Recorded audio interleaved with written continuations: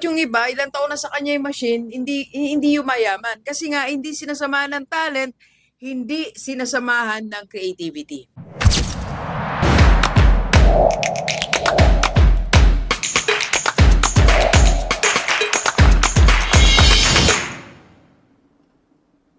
Okay, Gilbers, alam mo ba na hindi naman business machine ang nakakapagpayaman sa atin? Let's go.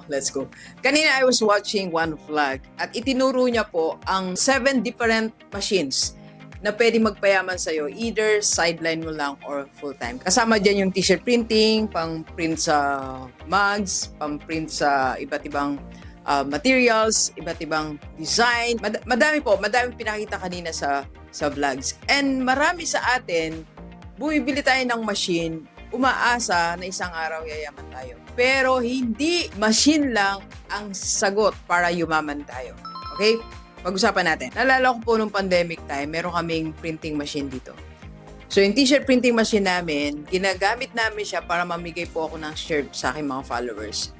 Pandemic talagang, dyan yung height siguro or peak nung career ni Doc.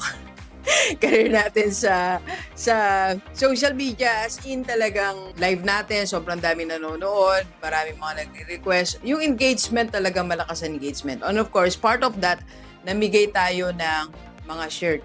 So ginagamit natin yung machine na nandito. Then after pandemic po, syempre na-stop na yung mga gawain, no?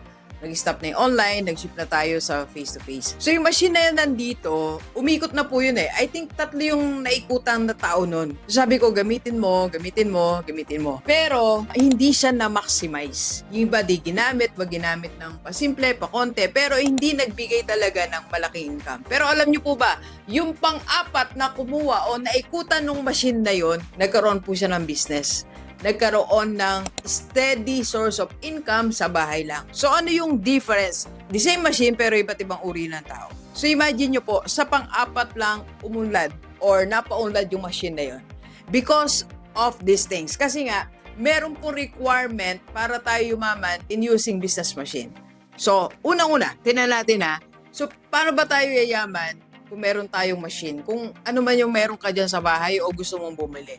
Yung machine po na yan is just a simple tool, but not the 100% na kailangan mo sa pagyaman. Not the 100% kailangan mo sa tagumpay ng negosyo mo. Second, aside from machine, so first, you buy machine. Second, kailangan meron din tayong tinatawag na talent. Talent mo din yung gagamitin mo. May talent ka sa design, may talent ka sa paggawa, may talent ka sa pag-operate. Sinasamahan mo ng talent mo. At yung talent na yan, pangatlo, sinasamahan pa din natin ng creativity. So, machine plus talent plus more creativity. Dapat may konting creativity. And actually, kanina rin sa pinanood ko, binanggit din yan. Dapat may creativity din na kasama. Kaya doon sa inikot nung machine na yon, nung printing machine dito, or that machine. Sa pang-apat, siya yung gumamit ng talent niya, siya din gumamit ng creativity. Kaya minsan magtataka ka, bakit yung iba yumaman sa simpleng machine na meron siya? Ba't yung iba, ilang taon na sa kanya yung machine, hindi yumayaman? Kasi nga, hindi sinasamahan ng talent, hindi sinasamahan ng creativity. Ito pa, para mas ma-maximize talaga natin yan, magbigay talaga sa atin ng talagang negosyo na. So, hindi na lang siya side hustle, hindi na lang siya side business. Talagang pwede mo siyang gawing full-time business. Add mo pa yung dalawa na to.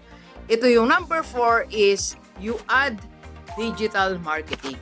Pag sinamahan mo pa ng technology, sinamahan mo ng marketing, ay sure ka na po dyan. Sure ka na may negosyo ka na. Meron ka ng machine, meron ka ng talent, may more creativity, then you're using digital marketing. At eto pa, pag dinagdag mo pa to, itong strategy na to, hindi ka talaga malulugi. Dok, ano yung strategy na yan? That is sell and make.